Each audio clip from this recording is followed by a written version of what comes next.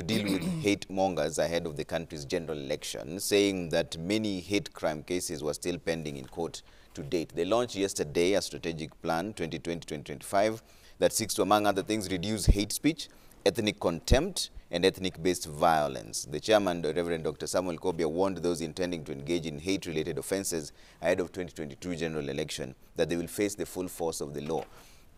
Let me start with you on this one, Dr. Mutua. What is the easiest way of dealing with this issue around hate speech? Because the NCIC most of the time has been accused of not being a toothless dog, so to speak, figure of speech.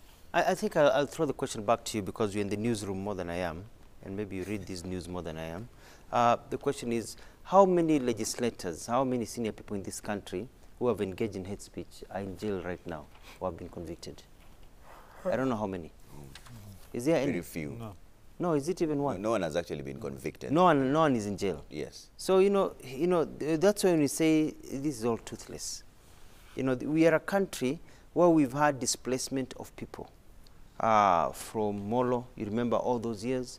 We've had the post-election violence, which nearly destroyed this country. People were killed, people died, and this country nearly burnt. We've had issues whereby people just died the other day on this road to Keno. Young people were killed. And so we are a country whereby we've had election violence over and over and over and over again.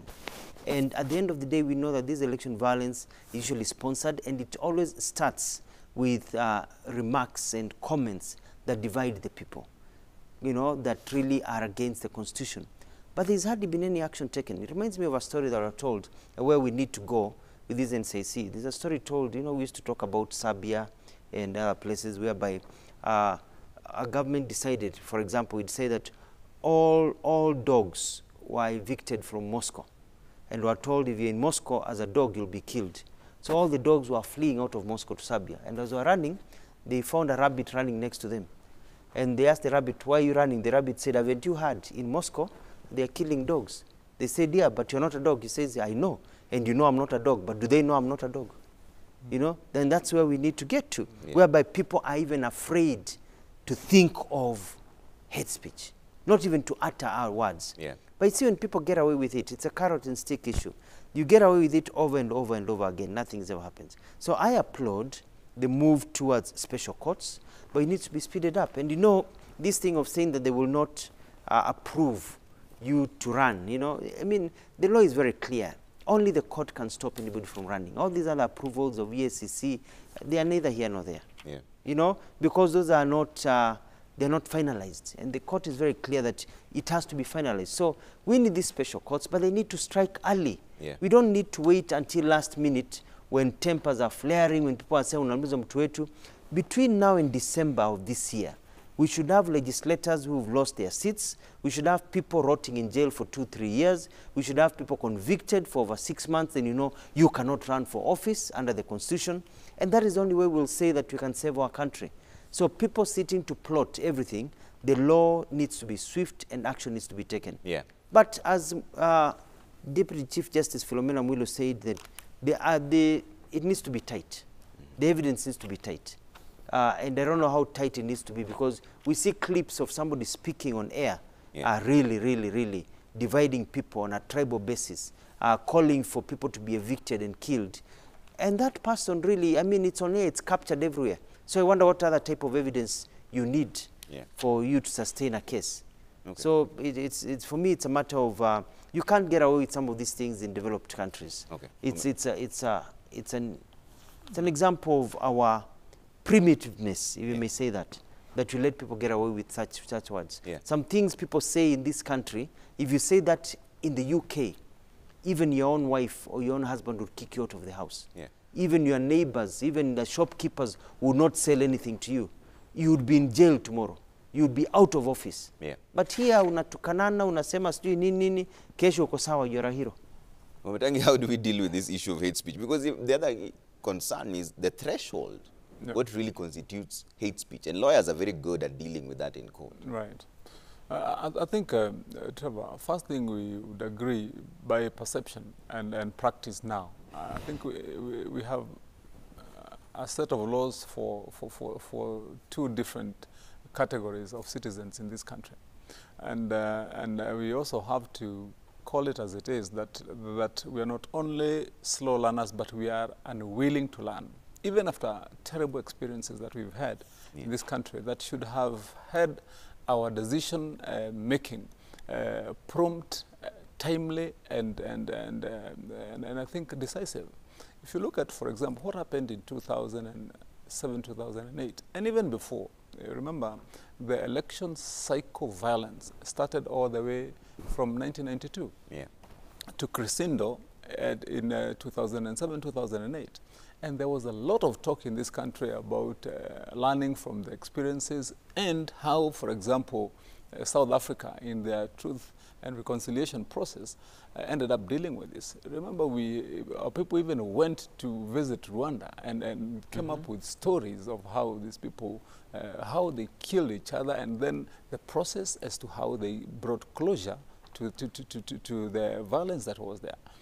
And then look at ourselves and what we even did with our process here. You know, it went around. People did a few, you know, gimmicks around courts in Nakuru and here in Nairobi, and a bit of talk, and it was dead. And even today, there is no closure. There is no process that you would say that this process was undertaken to ensure that in future this kind of thing cannot recur in this country. And you'd ask yourself, did we and do we intend to, indeed as a country, ensure that that kind of violence does not occur? Then secondly, look at the few cases that you would refer to as having been taken against people who've probably been guilty, if you like.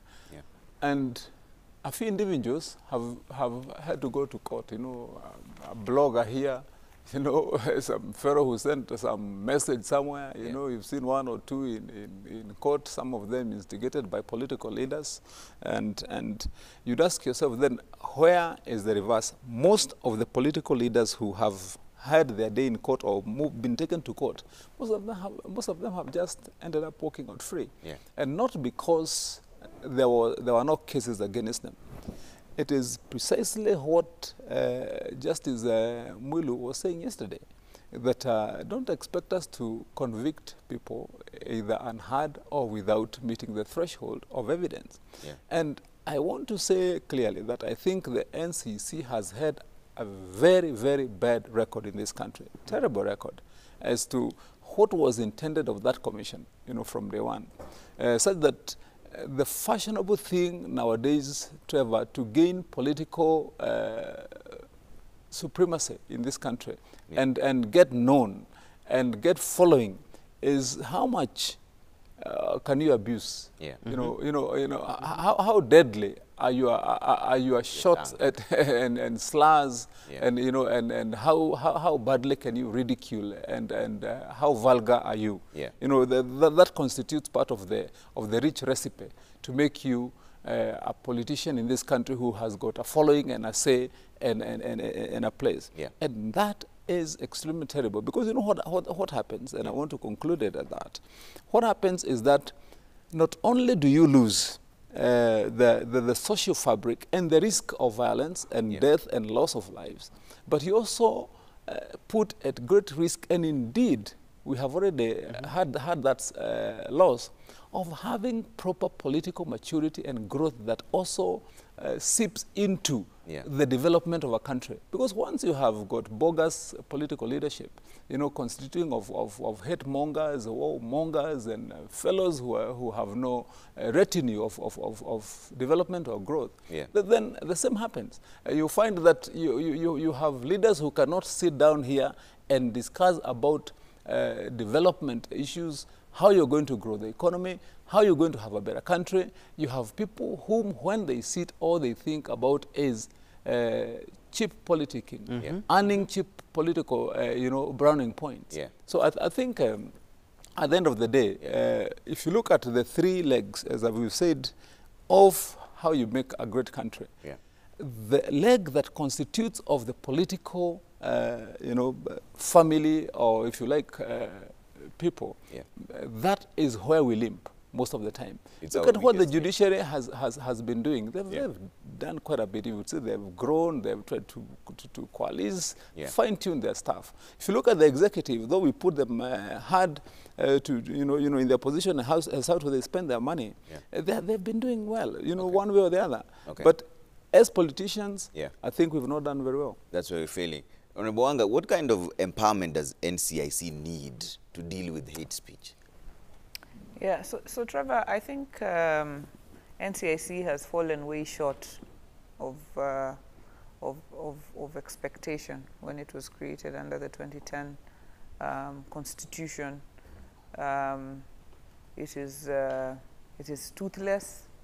They appear helpless. They don't seem to follow through.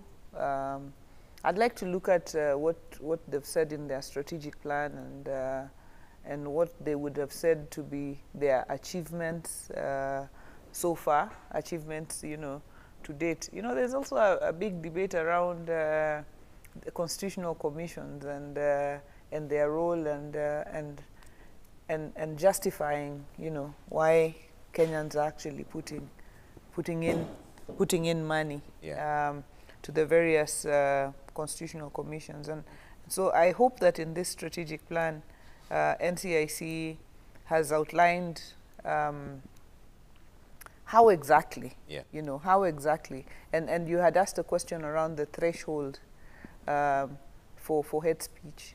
And of course there's insult on one end, but there's just speech that raises Kenyans against each other. I mean, look at the class wars that we were almost creating, in this country. People saying me, I'm downtrodden. You in your car, I have to fight you because you're running on stolen wealth, or what is supposed to be mine, and so on. I'm a hustler, and you are a dynasty, and so on and so forth. The other day, I went to the Safari rally as well, and I posted on my page and said that when we were young, my father would take us to the Safari rally in his old Datsun in the village. All of us would be carried, lumped in his pickup, and taken to the Safari rally. And everyone was now putting on my page there, so you're a dynasty, so you're a dynasty. Because my father owned the Datsun pickup, now I've been classified. I mean, so where is the place of hard work? At the end of the day, just a hard-working farmer who has grown his sugarcane and bought his pickup. And started with nothing. Yeah, and started at absolutely zero. I mean, my father had nothing, no rich parents, nothing. And then he got to where he was. He did not bequeath me wealth. I also just had to, have to struggle from start. So anyway, I just mentioned that example as to say the kind of speech that sometimes we entertain, and it comes to a point where people can actually fight each other on that very basis. What is NCIC thinking around this kind of thing? Rather than, you'll find that, right now, politically, they'll pick up someone here, someone there, another person there. If you ask, okay, so why am I here, me? I said, no, we have to do some political balancing. If we brought so and so, we must. So they must really, really get serious. But Trevor, it would be good, and I'm happy that they've launched a strategic plan at this point, and that they had the judiciary and law enforcement as well coming along with them. And I'd like to look at it and see what solid plans or proposals that they have to deal with this issue of hate speech. Otherwise, if they don't, really pull up their socks, and I agree the extent of responsibility that we also have as leaders. I mean, that we cannot put that down and leave it to NCIC. I think we also have responsibility to keep the country together. But NCIC must also pull its weight. But Dr. Mutua, in all fairness, it's not just an NCIC affair. I mean, they have the police. When they give the police are the ones who will investigate, they're the ones who will pick up the evidence. So if they say that we have done our part, we've told you this statement constitutes hate speech. Now it's upon you to prove it, do the investigation. Is this architecture by design? Is it really designed to fail such that we have so many cadres of institutions dealing with the same thing, and somewhere in between there we lose the track? I think, no, not really, because my understanding of the way NCIC works is that they summon you, they interview you, and they write a report. And the report has already on it attached documentation and evidence, and they actually say that you should be charged. They actually tell the DPP this person needs to be charged. Yeah. So they do a lot of the investigation, not just the police. So maybe the question may come with the director of public prosecution, who will need to look at the evidence before going to court. But NCIC also needs to be seen to act quickly. The other thing is also, you hear of somebody has said something, and then it takes a week, 2 weeks. When there's an apro, that's when somebody is summoned. This should be swift. Unaongea leo, kesho, kuja. Kesho kutwa, wekwa pingu, kuwa charged. Yeah. It should be a day thing. You know, there's evidence here. You are saying, hii kabila hapa tuwamalize, wahame kutoka hapa, warudi mahali walitoka wapi? Na weko Kenya. Hawa wote wakikataa kujua, watajua hivi, watajua hawajui, kufikia wiki ijayo, mama yenyu, baba yenyu, wote tuwamaliza. You've said that. That doesn't need long days. Kesho yake muite, asubuhi, by afternoon waandika report, kesho yake ekwe pingu, apelekwe jela. Yeah. This thing of taking 2-3 weeks, lawyers come with what, the normal stupid bureaucracy in this country that delays justice and service to wananchi is why we can't take this thing seriously. We need to move with speed. Yeah. Charge the person. When they are charged, then the court wapatie time to get their defense in action. But wananchi watachua, you talk today, tomorrow uko ndani. Yeah. Very quickly. Okay. Yeah. Inakwanga, because this hits, I mean, look at what happened in Rwanda. Just word of mouth, watu kuongea tu. Yeah. And bodies were floating in rivers in Rwanda. Bodies were floating there. Heads were decapitated because ya watu kuongea. Yeah. And people just taking their time. Okay. So, you know, anyway. Trevor, maybe just to add a little bit on that. Yeah. You ask yourself, there was a time, and I think it's not once, many times, that NCIC has promised that, for example, people who are guilty, you know, to that extent of having uttered either speeches, words, tweets, text messages, which amount to hate speech, would be barred from running for elections. But you ask yourself, you find that the guy who is most guilty, if you like, even by perception or by public standards, on TV here and wherever you capture that kind of speech, you find that that guy proudly walks to IABC offices with a clearance certificate, you know, to go and run for elections. And you wonder, where are these promises? Because you see, if, for example, amongst political leaders, but while saying that, it's also important, Trevor, that we clear that hate speech does not only constitute either political speak or by politicians, but by all, because of course we also have a lot of slander,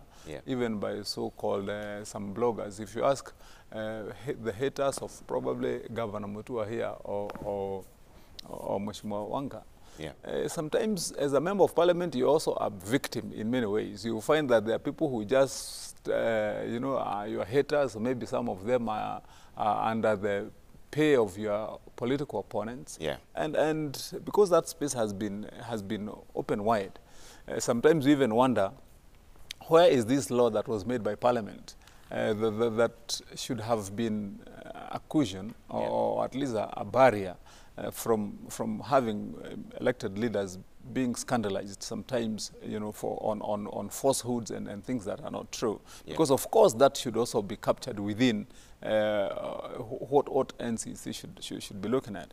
But my thoughts are that would need to one, have a limit as to what would amount to propaganda, that you would say that at this level, you know, this propaganda can be you know, taken under the radar as to ordinary, if you like, to use that term. Okay. But I think you'd need to see real action. For example, you know, amongst political leaders, whereby if it is me and I'm guilty, in the next election, let us see somebody being barred from running.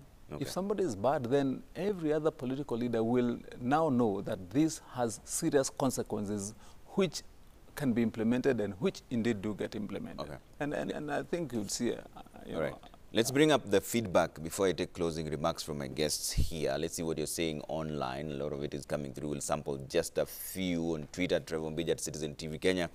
Use the hashtag Daybreak. We see Babana Rasha Says raising internet and airtime costs will kill the small startup online businesses and e-learning. Many countries have removed taxes on internet and reduced taxes on electricity, but Kenya is doing the opposite. Okay. Engineer Lazaro says our Sikh economy needs internationally recognized great thinkers, not tribal-based coalitions or orators who are just experts in propaganda ya mdomo. Kenya should wake up or else we plunk this nation further into a total mess. Okay. J. Frederick says if a politician is recorded using hate speech, then they should be banned from ever holding government office. Okay. Ogara says MPs are suffering from poverty mentality. People are going to parliament to make money, not serve the people. In this country, joining parliament is like winning a jackpot. Let's end the poverty fast. Talking about the mileage there. Imichugi says our government does everything they should do: security, food, health, education, and infrastructure. The government should not engage in business, but should work on policies that will support businesses. All right. Iwendo says we need leaders who just not only think of themselves, but those who think of people, who put them up there. Okay. Evelyn Kasina says we are not only slow learners, but we are unwilling to learn, quoting Senator Wamatangi there. He says give him a high five. Okay. Honorable Wanga, let's start with you on closing remarks on this way forward. And then the closing remarks here, you can pick whichever direction you want to pick, whether it's justifying the internet costs or whatever you think is important. No, I don't want to, justify the internet costs, but just to say that the times are difficult, the balancing is hard, but we continue to just see how best to balance and keep cushioning as much as possible while still trying to get revenue. We hope that the BBI case concludes and that we're able to have some level of certainty moving forward. But above all, we don't lose hope. We keep hope up. Okay. Yeah. Wamatangi? You know, Trevor, I would probably, with my closing remarks, I would want to just focus on two issues that I think would also do well to talk about in the near future, maybe in the next discussion. One is on in the social realm. There seems to have been a heightened or a renewed motivation amongst gangsters to abduct and hijack young people, children, women, and so on. And I would want to use that moment to appeal to the DCI and the Inspector General of Police. Now, we need to take a real look at that. I said that because if you look at your dailies, Trevor, every day, even in the news, you find that there's a young girl, a young boy, a parent, somebody has been abducted. And yesterday I was dealing with a case of one of my employees who is in Kisumu. And his son was abducted just on the highway, and he was coming tearfully to Kangemi here to go and look for his son. Yeah. And I'm looking at the dailies. I was seeing in the Daily Nation again, gang abducts trader in broad daylight, and it's becoming. We are getting back to where it was very fashionable. You remember there was a time these abductions and asking for ransom was the only crime in town. Yeah. A few years ago, and we seem to be going back there. And so I would want to appeal to the DCI and the Inspector General of Police. Can we take a real look at that and disband these gangs? It is a very painful experience, especially for a parent, when you're having to leave the day and stay awake in the night, roaming the country and going everywhere, looking for a child. And you find, remember the very sad case of the young girl who was killed in Athi River the other day. Yeah. By a gang that could not raise ransom that they wanted to raise from the young child. Yeah. If this is let to continue, then we run a very big risk of having a renewed and re-energized mafia. Yeah. That now takes the family and targets the family as their focal point of raising money.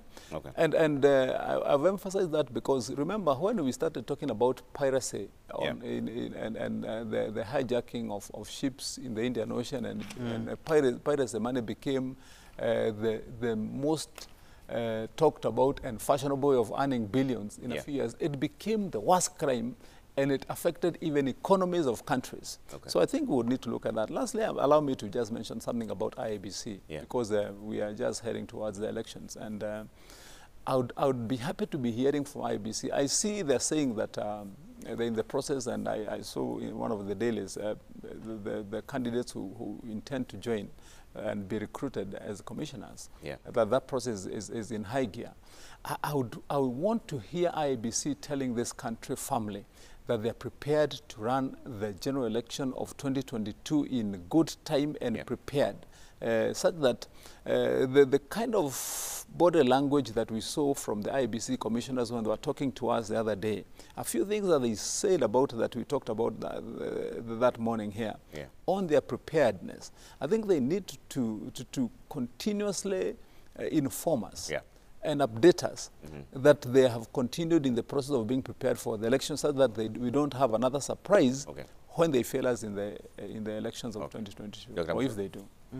Just 5 quick points. One is it's interesting to see a picture of former head of public service Francis Mudhaura in the Daily Nation, page 18. He's lying there, a photo that was broadcast and published in 2009 when he was being taken to South Africa for treatment at the time when he had a heart problem. And I remember the days we worked together. I actually took that photo myself using my cell phone. I was with Honorable Tuju standing next to him.